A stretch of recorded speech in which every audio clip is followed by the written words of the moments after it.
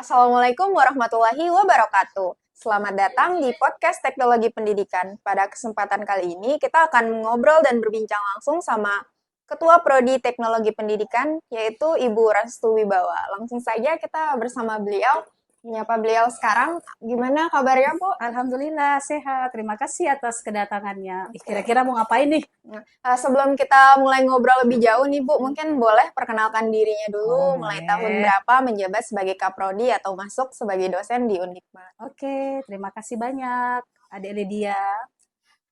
Assalamualaikum warahmatullahi wabarakatuh. Perkenalkan, nama saya Restu Wibawa MPD. Saya selaku Ketua Program Studi Teknologi Pendidikan Universitas Pendidikan Mandalika. Alhamdulillah, saya masuk sebagai dosen di program studi teknologi pendidikan pada tahun 2013. Sudah lama ya? Wah, berarti udah Oh lama ya, banget sudah ya, Bu. lama banget, Masya Allah. alhamdulillah. Kalau jadi kaprodi, ya agak lupa-lupa ingat kalau tidak salah 2015. Oh, Ya, nggak begitu 2015. jauh ya, Bu, jaraknya. Nggak terlalu jauh sih sebenarnya kalau kita lihat dari perjalanan dosen ke apa namanya menjadi ketua program studi kayaknya agak dekat ya. Cuma Oh, 2 tahun iya, iya. saja mungkin jadi dosen, kemudian tahun 2015 sudah menjadi ketua program studi dan Hmm, alhamdulillah sampai sekarang masih dipercaya untuk menjadi ketua program studi iya, teknologi Masya Allah. pendidikan. Mungkin sebelum kita bahas lagi, Oke. eh, boleh nggak, Bu, kira-kira apa sih yang memotivasi Ibu atau membuat Ibu untuk memilih masuk ke program studi teknologi pendidikan itu sendiri? Oh, kalau dulu sebenarnya ibu nggak punya rencana yang terlalu apa namanya signifikan ya untuk masuk teknologi pendidikan, bahkan tidak mengenal sama sekali program studi teknologi pendidikan. Awalnya hanya rekomendasi dari dosen waktu S1 ya, Hmm, kemudian direkomendasikan ambil prodi teknologi pendidikan saja karena cakupan keilmuannya itu sangat luas dan untuk bidang pekerjaan atau luarannya nanti kalau seandainya biasanya kalau kita mau kuliah kan pasti mau kerja. nah, iya, Ya, kalau yes. mau kerja kan berarti kita harus cari yang peluangnya itu banyak atau besar Iya. gitu kan, sehingga program studi teknologi pendidikan itu menjanjikan ya, menjanjikan untuk menjadi salah satunya menjadi dosen TP sendiri, kemudian bisa menjadi desainer pembelajaran dan masih banyak sekali sebenarnya yang dijelaskan oleh dosen saya dulu sehingga saya tertarik untuk masuk ke teknologi pendidikan. Sehingga Hmm. sampai saat ini dan alhamdulillah sudah masih dipercaya juga menjadi ketua program studi sehingga saya juga punya kewajiban ya kepada adik-adik semua untuk memperkenalkan apa sih sebenarnya program studi teknologi pendidikan itu Oh, sendiri. iya siap. Jadi walaupun pendidikan bidang keilmuan atau prospek kerjanya nggak hanya di pendidikan ya, Bu, di luar Iya, daripada itu juga termasuk. Oke, nanti kita juga bakal bahas terkait prospek kerja. Nanti mungkin kita oke. tanyakan dulu nih, Bu. Hmm. Kira-kira apa sih program teknologi pendidikan itu sendiri gitu? Ya, kalau program studi teknologi pendidikan, kalau kita lihat dari merujuk pada ICT ya, itu bidang kajiannya sebenarnya banyak sekali. Yang pertama adalah desain. Ya, desain itu dari desain apa? Desain pembelajaran atau desain kurikulum seperti itu. Kemudian bidang pengembangan juga kita masuk ke dalamnya. Pengembangan apa? Apa yang kita kembangkan? Media pembelajaran juga kita kembangkan di sana. Kemudian di pemanfaatan, ya, memanfaatkan atau kita mengimplementasikan lah gitu ya media pembelajaran, kemudian ada inovasi dalam pembelajaran ya, kemudian bagaimana sih kebijakan yang kita berikan untuk menggunakan teknologi kan sekarang itu kan kita sudah harus melek teknologi tapi ada batasan-batasannya, kemudian kita juga harus punya etikanya. Makanya di Oh, salah satu mata kuliah kita itu kan ada etika iya. teknologi pendidikan ya, karena menggunakan teknologi juga harus punya etika seperti itu. Kemudian kita juga masuk ke bidang pengelolaan. Ya, pengelolaan pengelolaan di sana ada manajemen proyek, pembelajaran gitu kan, manajemen sumber belajar, itu masuk ke dalam pengelolaan daripada teknologi pendidikan. Yang terakhir adalah dalam bidang evaluasi. Kok bisa ya evaluasi juga masuk? Karena kita juga mengevaluasi program pembelajaran ya di Hmm. sekolah maupun di kantor-kantor. Mungkin kita bisa juga mengevaluasi program yang ada di pelatihan seperti itu di pendidikan dan lain sebagainya sehingga cakupan daripada teknologi pendidikan itu sangat sangat luas sekali gitu ya sehingga Oh, seperti beruntunglah itu. adik-adik yang mau masuk ke Hmm. prodi teknologi pendidikan Wah, seperti kurang itu. lebih seperti itu Oke, ya, Bu. oke. Jadi walaupun di sini bidang keilmuannya Hmm, adalah pendidikan, hmm. tapi prospek kerjanya sendiri atau apa yang dipelajari itu nggak hanya yang berhubungan tentang pendidikan. Tadi mulai Hmm. lebih ke pengembang Ya, pendidikan ya, pengembang Bu. ya. Kalau kita lihat dari visi misi ya Iya. kalau visi misi eh, berarti kalau seandainya kita ingin kalau seandainya kita meniatkan bahwa lulusan kita ini terserap di dunia kerja gitu, berarti kan kita sebagai ketua program studi itu harus punya misi. Program studi itu harus punya misi gitu, atau punya visi ya. Visi kami sekarang yaitu sebagai teknolog pendidikan yang unggul, terampil dan berwawasan entrepreneur. Ya, kenapa berwawasan entrepreneur? Karena di capaian kita ya, di capaian atau profil lulusan kita yang terbaru yang 2024, salah satunya di sana ada edupreneurship, yang di sana kita ya maksudnya diajak gitu ya, atau kita belajar bagaimana sih kita tuh bisa mengembangkan bisnis tentang digital seperti itu ya, Berwirausaha. berwirausaha. Karena kita lihat juga di visi universitas juga ada berbasis entrepreneur gitu. Kalau mungkin entrepreneurnya di universitas secara umum, kalau kita lebih khusus lagi ke dalam bidang digitalisasi, mungkin bisa masuk ke sana. Jadi adik-adik kalau seandainya lulus, nggak mau kerja nih, seandainya nggak mau di kantor, nggak mau terlalu diatur-atur seperti itu, ya kita bisa berwirausaha Yang gitu punya ya. jiwa entrepreneur Iya, yang bisa, dikembangkan dia itunya. bisa dikembangkan, medianya bisa kita kembangkan seperti itu kan. Nanti siapa yang mungkin kalau seandainya ada teman-teman dosen atau mungkin orang-orang di luar sana gitu yang membutuhkan media dalam pembelajarannya, bisa menggunakan jasa kita gitu untuk membuat media pembelajaran itu Sangat sendiri ya. menarik sekali ya, Bu. Oke. Terus kira-kira menurut Ibu sendiri nih, kira-kira apa yang paling membedakan prodi teknologi pendidikan ini sendiri dengan prodi lain gitu? Kalau saya melihat dari bidang kajian tadi itu sih sebenarnya kita bisa masuk ke desain tadi kan, bisa masuk ke pemanfaatan, bisa masuk ke pengelolaan, sampai masuk ke evaluasi. Ya, itu mungkin program studi lain tidak masuk ke 5 ranah itu. Tapi kalau program studi teknologi pendidikan itu masuk ke 5 ranah itu ya, sehingga eh, apa namanya pengembangan tentang keilmuannya itu lebih luas sebenarnya. Bisa masuk kalau dia bilang evaluasi program pembelajaran, tidak hanya orang-orang evaluasi saja yang bisa masuk. Oh, ternyata kita juga bisa masuk gitu. Ya, ke evaluasi program pembelajaran, bisa masuk ke sekolah dalam mengevaluasi pembelajaran seperti itu. Itu kita bisa masuk ke bidang keilmuan yang sangat luas sekali dibandingkan mungkin dengan bidang-bidang yang lain gitu ya selain teknologi pendidikan. Nah, Jadi cakupannya sangat luas ya, ya, Bu, bisa cakupannya dibilang. sangat luas banget ya, sehingga jadinya teman-teman bisa memilih di mana sih sebenarnya potensi teman-teman dalam 5 cakupan menurut ICT itu sendiri. Sejauh ini kira-kira apa sih minat terbesar mahasiswa baru yang masuk untuk memilih program studi teknologi pendidikan gitu, Bu? Background-nya, latar belakang mungkin niatnya untuk masuk ke sini tuh apa, karena minat seperti apa gitu, Oke, Bu? kalau Ibu lihat dari minat mahasiswa masuk ke sini, yang pertama itu sebenarnya mereka senang dengan komputer sih katanya ya. Sedang Ya, di teknologi pendidikan juga mempelajari tentang komputer, contoh gitu, ya. mengenalkan tentang dokumen. Kita senang sekali dengan kaitannya dengan membuat media, Bu, gitu kan, animasi pembelajaran. Pada saat SMK dulu mungkin mereka ngambil desain komunikasi visual atau mengambil animasi Iya. seperti itu atau mengambil jaringan, tapi mereka mau memfokuskan kepada ya kaitannya dengan pembuatan media, multimedia dan lain Iya. sebagainya. Nah, itu yang saya lihat dari adik-adik mahasiswa baru kenapa berminat masuk ke program studi teknologi pendidikan. Setelah itu juga kan pasti kita menjelaskan secara rinci juga ya kepada mahasiswa yang baru gitu ya, bahwa cakupan untuk prodi teknologi pendidikan tidak hanya di situ saja seperti itu. Masih banyak lagi sehingga semakin mereka berminat mencari teman-teman yang lain untuk bisa masuk ke prodi teknologi pendidikan Jadi seperti itu. seperti itu ya, Bu. Oke. Dari apa yang kita sudah bahas tadi, tentu kan di sini kita juga banyak praktek ya di prodi teknologi pendidikan ini sendiri. Mungkin bisa dijelaskan kira-kira fasilitas apa aja yang tersedia gitu untuk program studi teknologi pendidikan di kampus kita. Oke, kalau untuk program studi teknologi pendidikan kita punya 3 lab sih.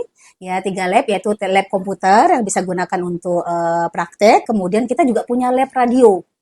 Ya, kemudian kita punya juga lab fotografi. Ya, itu 3 lab andalan kita sih sebenarnya ya dari program studi lainnya yang bisa kita gunakan dalam praktek pembelajaran gitu ya, yang menjadi luaran kita nantinya.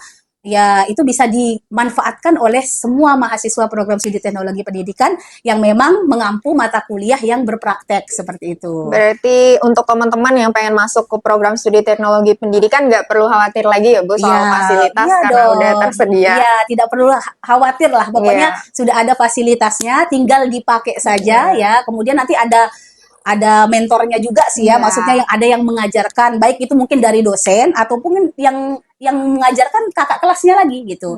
Ya, Oh. karena kita di sini akan membuat komunitas ya, komunitas dari ketiga bidang itu. Seperti itu. Jadi dari ketiga lab tadi nih Bu, kira-kira lab mana tuh yang paling sering banget dipakai sama teman-teman Oh untuk ya, praktek? kalau lab yang sering sekali dipakai, sebenarnya porsinya sama sih ya, Iya. tergantung mata kuliah apa yang menjadi luarannya apa seperti itu. Kalau seandainya di mata kuliah produksi audio pembelajaran atau pengembangan audio pembelajaran itu masuknya kita ke lab radio gitu ya. Kalau seandainya kita teman-teman nih senang fotografi seperti itu kan, senang desain gitu, kita juga menyediakan untuk yang lab fotografi ya. Kemudian lab komputer juga sering sekali kita gunakan ya untuk praktek-praktek mahasiswa seperti itu. Jadi sudah diwadahi ya semua sesuai dengan minatnya. Kalau yang minat fotografi bisa di lab fotografi, Iya, yang radio juga bisa di lab radio gitu. iya. Aman karena sudah tersedia fasilitasnya Iya, ya, Bu? karena sudah tersedia fasilitasnya, Hmm. maksud saya adalah teman-teman bisa menggunakan itu sesuai luaran mata kuliah. Ya. Selain itu juga kan kita tidak hanya di bidang akademik saja, pasti ada ekstrakurikuler seperti itu ya. Nanti mungkin adik-adik karena ada komunitas itu bisa digunakan untuk praktek di luar mata kuliah seperti itu ya. Ya silahkan nanti bisa digunakan oleh mahasiswa prodi teknologi pendidikan untuk meningkatkan keterampilan. Oke, jadi untuk kedepannya dengan adanya fasilitas ini, apakah ada rencana untuk pengembangan gitu atau membuat lebih baik atau upgrade lagi ke depannya untuk fasilitas dari Untuk ruang-ruang? fasilitas kita itu sebenarnya banyak ya sebenarnya keinginan kita gitu ya. Dan satu hal lagi yang mungkin kadang-kadang menjadi penghambat gitu kan, biasa dimanapun itu pasti pendanaan. Iya. Ya pendanaan itu. Tapi untuk yang lab yang kita rencanakan sebenarnya kan lab digital seperti itu kan. Mudah-mudahan saja bisa terrealisasi ya, sehingga adik-adik juga bisa memanfaatkan itu untuk pengembangan keterampilan ke depan. Ya, mudah-mudahan bisa direalisasikan seperti itu. Tapi perlu kesabaran dulu. Iya. Ya, kita gunakan dulu apa yang sudah ada. Ya, kita manfaatkan apa yang sudah ada dulu ya. Nanti kalau seandainya sudah ada pengembangannya dan itu di ACC untuk kita miliki, ya pastinya kita juga akan menggunakan itu untuk mendukung proses pembelajaran kita ke depan seperti itu. Insya Allah akan ada upgrade seterusnya ya, Bu. Ya pasti pemeliharaan karena kalau kita lihat lab-lab ini kan harus ada pemeliharaan, harus ada upgrade-nya juga seperti itu. Sehingga nanti pemanfaatannya juga bisa maksimal gitu. Kalau seandainya tidak ada upgrade, nanti dengan sudah zaman ini kan sudah digitalisasi gitu ya, pastinya harus update terkait dengan hal-hal seperti itu. Ya, apalagi kalau dilihat dari setiap tahunnya jumlah peminat atau mahasiswa dari teknologi pendidikan lumayan alhamdulillah makin meningkat ya. Alhamdulillah setiap tahunnya itu meningkat ya. Yang tahun kemarin kalau tidak salah ada 54 itu bisa 2 kelas. Tapi sekarang sudah sampai 80-an lah alhamdulillah. Kan berarti ada peningkatan setiap tahunnya minat mahasiswa baru untuk masuk atau bergabung dengan program studi teknologi pendidikan. Berarti semakin banyak yang berminat untuk semakin banyak, semoga saja terus bertambah setiap tahunnya. Karena adik-adik juga sebenarnya kita minta untuk terus mempromosikan program studi teknologi pendidikan. Minimal gitu kan, ada yang keluar, ada yang masuk gitu kan. Ya kalau seandainya keluar semuanya tapi tidak ada yang masuk kan susah juga kita nanti ya. Itu juga salah satu mendukung akreditasi program studi teknologi pendidikan. Dan alhamdulillah hari ini masih sampai akreditasi kita masih baik gitu ya. Sehingga mudah-mudahan untuk tahun depan kita bisa kepinginnya sih unggul ya, tapi ya kita tidak usah terlalu tinggi banget ya. Ya baik sekali saja sudah cukup lah, alhamdulillah bisa mempertahankan baik sekali itu sudah alhamdulillah sekali Iya, seperti itu. siap. Kita minta doanya untuk semuanya. Ya, amin, amin. Ya. Semoga kedepannya lebih baik lagi ya program Amin, studi kita. amin, ya robbal alamin, Terus mudah-mudahan. mungkin bisa dijelaskan nih Bu sedikit terkait tentang apa sih prospek kerja dari teknologi pendidikan gitu. Karena pasti kan yang pertama kali orang pertimbangkan sebelum memilih prodi itu tentu prospek kerjanya apa gitu Bu. Itu mungkin bisa dijelaskan sedikit. Oke, kalau kita prospeknya. lihat dari profil lulusan, sebenarnya ada di tahun 2024 itu ada 4 sebenarnya profil lulusan kita. Tapi ada satu tambahan untuk di Prodi TP sendiri gitu ya. Kemudian yang pertama adalah praktisi teknologi pendidikan. Nah, itu bisa jadi programmer ya gitu ya, praktisi itu bisa jadi programmer, terus bisa jadi evaluator seperti itu. Kemudian selanjutnya bisa jadi calon pengajar. Nah, ini di NTB itu sebenarnya orang-orang lebih cenderung kepada inginnya mengajar, ya maunya mengajar, dia lebih banyak itu yang menjadi pendidik seperti itu. Ternyata peluang dari pendidikan juga besar untuk prodi teknologi pendidikan. Kemarin ada apa namanya bidang kita itu sampai masuk ke seni budaya, kemudian prakarya dan kewirausahaan, kemudian animasi pembelajaran, ya bisa jadi guru itu di SMK, kemudian desain komunikasi visual, ya itu banyak sekali sebenarnya ya dari aturan-aturan baru. Yang terbaru itu bisa juga jadi guru informatika. Ya itu sudah masuk ke dalam bidang teknologi pendidikan ketika kita sudah lulus seperti itu ya. Kemudian asisten peneliti. Nah, itu di tahun 2024 asisten peneliti. Jadinya di bagian sumber daya manusia itu kita bisa masuk ke sana. Ya kaitannya dengan diklat seperti itu ya, itu bisa kita masuk ke ranah itu. Jadinya kalau seandainya adik-adik di kantor contohnya ada tentang diklat gitu kan, pengembangan sumber daya manusia, bisa sebenarnya adik-adik masuk sana. Karena di desain pembelajaran atau desain apa namanya pelatihan itu masuk ke ranah kita.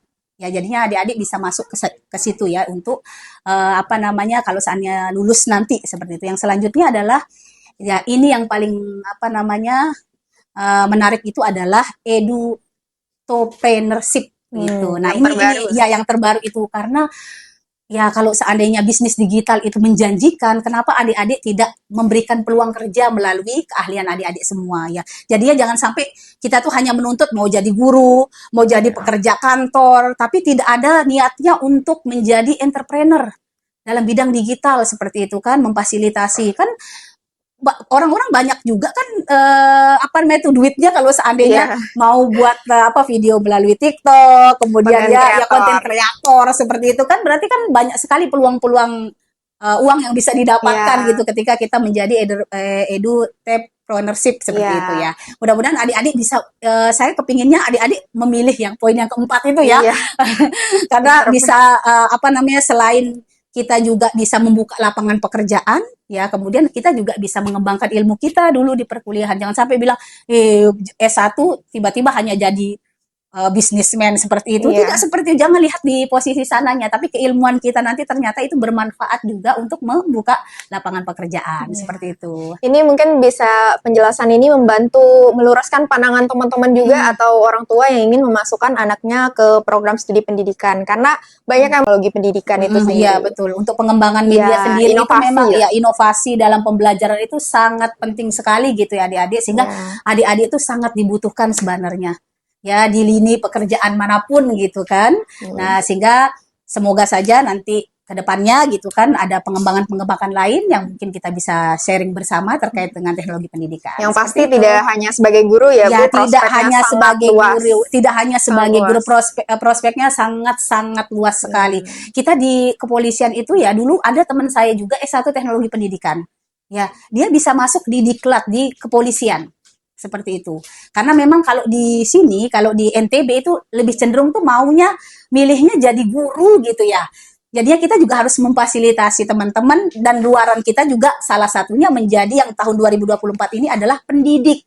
Ya sehingga ada peluang, jadinya nanti pas waktu kita ngabdi di sekolah gitu enggak sia-sia Bu, kita bisa masuk ikut P3K seperti itu. Ternyata peluangnya juga ada di Prodi Teknologi Pendidikan ya. Seperti itu. Jadi udah lumayan lama ya kita berbincang-bincang dari tadi. Mungkin teman-teman udah nggak terasa banget ya. Mungkin bisa menambah wawasan teman-teman yang pengen lebih mengetahui lagi terkait tentang teknologi pendidikan itu sendiri apa gitu. Mungkin terakhir Bu bisa disampaikan harapan mungkin untuk teman-teman yang ingin bergabung di teknologi pendidikan gitu. Oke, terima kasih banyak. Hai teman-teman dimanapun berada. Semoga sehat selalu. Mari bergabung bersama kami di program studi teknologi pendidikan. Ya, eh, jangan pesimis ya, Iya. jangan pesimis, harus optimis masuk teknologi pendidikan karena cakupan keilmuannya itu sangat-sangat luas dan prospek pekerjaannya juga sangat banyak ya, tidak hanya menjadi pendidik ya, sehingga nanti kita mungkin bisa buka lagi bincang-bincang terkait dengan teknologi pendidikan, tapi yang saya harus ingatkan hari ini adalah mari bergabung bersama kami di program studi Teknologi Pendidikan, Fakultas Ilmu Pendidikan dan Psikologi, Universitas Pendidikan Mandalika, bisa bertemu dengan kakak-kakak yang cantik, dan bisa bertemu dengan ibu juga di sini ya. Pelayanan terbaik untuk semua mahasiswa yang ada, yang bergabung di Prodi Teknologi Pendidikan. Itu saja, terima kasih banyak. Terima kasih Bu. Jadi kurang lebih seperti itu mungkin podcast kita pada kesempatan kali ini. Kedepannya kita akan bahas lagi terkait tentang program studi teknologi pendidikan. Sampai jumpa di episode podcast selanjutnya. Wassalamualaikum warahmatullahi wabarakatuh. Waalaikumsalam.